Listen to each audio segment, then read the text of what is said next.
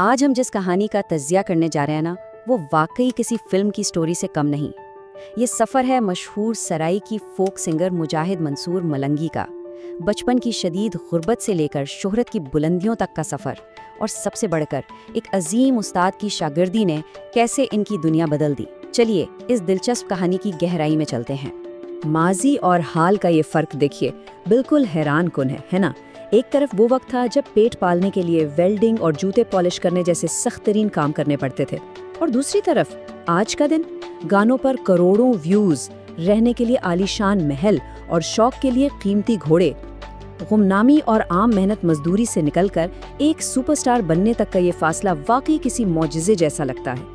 پہلا حصہ دیکھتے ہیں، شدید غربت کا سامنا۔ 80 روپے یہ صرف ایک چھوٹا سا عدد نہیں ہے، بلکہ کسی وقت میں پورے گھر کی بقا کا واحد سہارا تھا۔ ان کے بڑے بھائی روزانہ چنے ابال کر صرف 80 روپے کماتے تھے۔ ذرا سوچئے، اس دور میں بھی یہ رقم اتنی کم تھی کہ بنیادی ضروریات پوری کرنا بھی کسی عذاب سے کم نہیں تھا۔ لیکن سچائی یہی ہے کہ اس قلیل سی رقم پر زندگی کی گاڑی گھسٹ گھسٹ کر چل رہی تھی۔ اور ان 80 روپے میں کیا کیا آتا تھا؟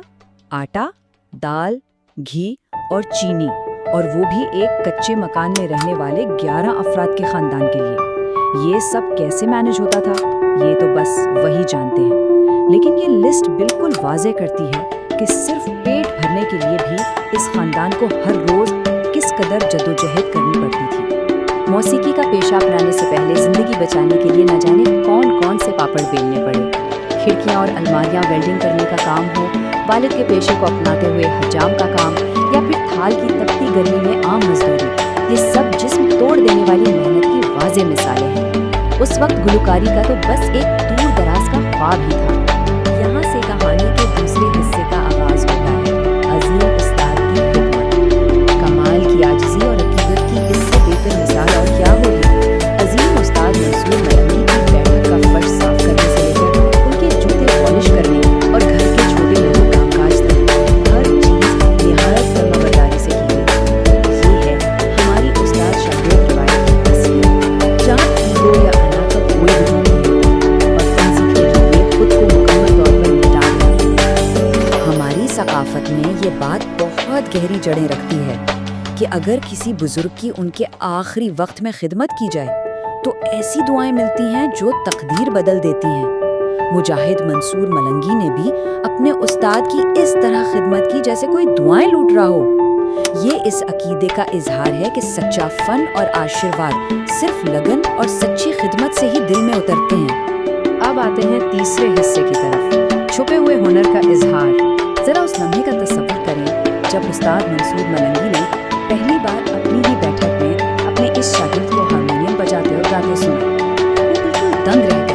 ان کے الفاظ تھے، میں نے تو تمہیں یہ نہیں سکھایا، تم نے کہاں سے سیکھا؟ تم نے تو کبھی ہارمونیم کو ہاتھ نہیں لگایا، تم تو صرف میرے جوتے پالش کرتے تھے۔ یہ لمحہ حیرت اور خوشی دونوں کا عجیب سنگم تھا، جب ایک عظیم استاد کو اپنے ہی خادم کے اندر ایک شاندار فنکار نظر آیا۔ تو سوال پیدا ہوتا ہے کہ آخر یہ ہنر آیا کہاں سے؟ اصل کہانی کچھ نہیں کہ اپنے استاد کی خدمت کے ساتھ ساتھ انہوں نے استاد طالب حسین درد کے پاس جا کر کیسے ہارمونیم بجانا سیکھا تھا۔ جب پوری تیاری ہو گئی تب جا کر اپنے اصل استاد کو ابا جی کہہ کر انہیں گانا سنانے کی اجازت مانگی۔ شاگرد کی اس لگن اور خاموشی نے استاد کو اور بھی متاثر کر دیا۔ یہاں سے چوتھے حصے کا آغاز ہوتا ہے، عروج کا سفر اور کامیابی۔ کامیابی کبھی بھی راتوں رات نہیں ملتی۔ سال 2011 میں مقامی سطح پر شروع ہونے والا یہ سفر آہستہ آہستہ آگے بڑھا۔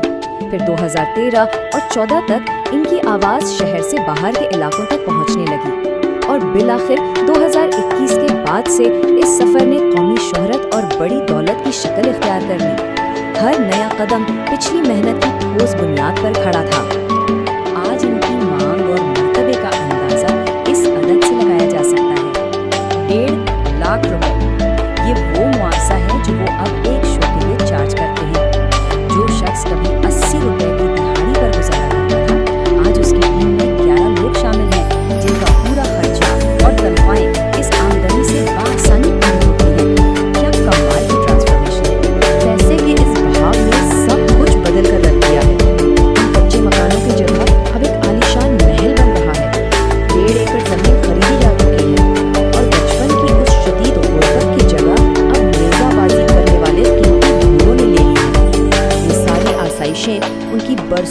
जद्दोजहद का वो मीठा फल है जो साबित करती हैं कि सच्ची मेहनत कभी ज़ाया नहीं होती। लेकिन इन तमाम आसाइशों और दौलत के बावजूद उस्ताद का एहतराम आज भी पहले जैसा ही है। उन्होंने अपने सबसे पसंदीदा और कीमती घोड़े का नाम याद मंसूर रखा है, यानी बेपनाह शोहरत मिलने के बाद भी आजिज़ी और इंकिसारी कायम है। दिल में आज भी इस अजीम कामयाबी की असल वजह अपने उस्ताद की याद पूरी आबोताब से जिंदा है। इस कहानी में जज्बाती पुख्तगी की एक बेमिसाल झलक देखिए। माजी में जिन लोगों ने गुर्बत के वक्त इनको बिल्कुल नजरअंदाज कर दिया था, आज जब कामयाबी कदम चूम रही है तो मुजाहिद उनसे इंतकाम नहीं लेते। उसके बजाय उन्हीं लोगों को अपने डेरे पर बैठाते हैं, इज्जत देते हैं और पूरा प्रोटोकॉल पेश करते हैं। उनका मानना है कि वक्त ने खुद ही सबक सिखा दिया है, इसलिए बदला लेने की क्या जरूरत है।